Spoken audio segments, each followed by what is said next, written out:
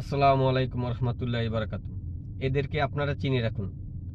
এরা ৭১-এ ছিল রাজাকার আলবদর আল শামস নামে।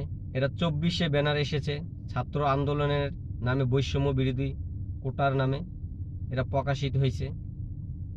এদেরকে জাতি সবসময় মনে রাখবে, কারণ তাদের কারণে একটা অগ্রগতি যাওয়া দেশ, কিভাবে একটা স্বাবলম্বী দেশ, এগিয়ে যাওয়া দেশকে কিভাবে ধ্বংস করা লাগে তাদের থেকে আপনারা শিখে নিতে পারেন। কারণ তারা ২৪-এ তাদের উদ্দেশ্য ছিল একটাই, কোটা। কিন্তু কোটার নামে যেভাবে মুক্তিযোদ্ধার কোটাকে সংঘাত পরিণয় করলো, তারা সংঘাতে পরিণত করে যেভাবে তারা একটা দেশকে ধ্বংস করে দিল, আপনাদেরকে যেভাবে সেন্টিমেন্টাল ব্যবহার করলো, যেভাবে আপনাদের মাইন্ডকে আপনাদের সাথে তারা খেললো, একবার নিজের বিবেককে কখনো প্রশ্ন করে দেখেছেন আপনারা? আসলে তাদের কথায় আপনারা যেভাবে রাস্তা নেমে এসেছেন, তাদের কথায় উদ্বুদ্ধ হয়ে যেভাবে আপনারা জীবন বলিদান দিয়েছেন, আপনাদের ছেলে সন্তানরা, বাপ মা সবাই, আসলে কি সেটা আপনারা পাইছেন কিনা? না তারাই এখন বর্তমানে যত সুযোগ সুবিধা গ্রহণ করতেছে তারা তারা ২৪-এ এসে যখন আপনি শুনতে পান বাংলাদেশে কলেজের ছাত্রী এবং কর্মজীবী মা বোনদেরকে বেশ্যা বলে আখ্যা দেয়, যখন এই ছাত্রদের থেকে আপনি কোনো রিয়েকশন পান না, তাহলে বুঝে নিতে হবেন তারা হলো তার ওই ৭১-এর উত্তরসূরি হলো তারা, যারা কিনা আপনাদের শুধু ব্যবহার করেছে তাদের স্বার্থের জন্য।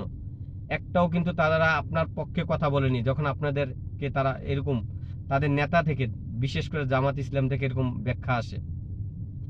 তো আমরা বলবো একবার নিজের বিবেককে, নিজের আত্মাকে একবার প্রশ্ন করে দেখুন, আসলে বিগত বছর যা হয়ে গেছে সেটা কি আপনাদের মনে কি হয়, ভালো হয়েছে দেশের জন্য না খারাপ হয়েছে? একটু ভেবে দেখেন।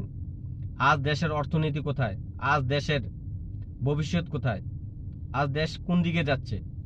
সবাই আজ ক্ষমতার লোভে, নিজেকে কিভাবে ক্ষমতা যাবে তার জন্য জনগণ ধ্বংস হয়ে যাক, জনগণ অর্থনীতি ধ্বংস হয়ে যাক, জনগণ খেয়ে থাকুক না না খেয়ে থাকুক, এটা কিন্তু যারা এখন আছে তারা দেখার বিষয় নেই, তারা ক্ষমতা যাওয়ার বিষয়। তো আপনাদেরকে বলবো, আগামী নির্বাচনে কিভাবে নির্বাচন বয়কট করবেন জনগণ, সেটা আপনারা জানেন। নির্বাচন বয়কট করুন, এই প্রশাসনের নির্বাচন থেকে আপনারা দূরে থাকুন। আপনারা কিন্তু জানেন না, দেখেন তারা শুধু হা ভোটের প্রচার করতেছে, কারণ হা ভোট ৭১-এর বিপক্ষে, তারা ৭১-এ পরাজিত হয়েছিল, তারা এই কারণে ২৪-কে রিপ্রেজেন্ট করতেছে, ২৪-কে তারা দ্বিতীয় স্বাধীনতা বলতেছে। আপনারা যদি আজকে হা ভোট দেন তাহলে মনে করবেন ৭১ পরাজিত হবে। তাই আপনাদেরকে বলবো, মা ও বোনেরা, মেহনতি মানুষেরা, আপনারা এগিয়ে আসুন, বাংলাদেশকে জয়যুক্ত করুন, আবার মুক্তিযোদ্ধার পক্ষে থাকুন। জয় বাংলা।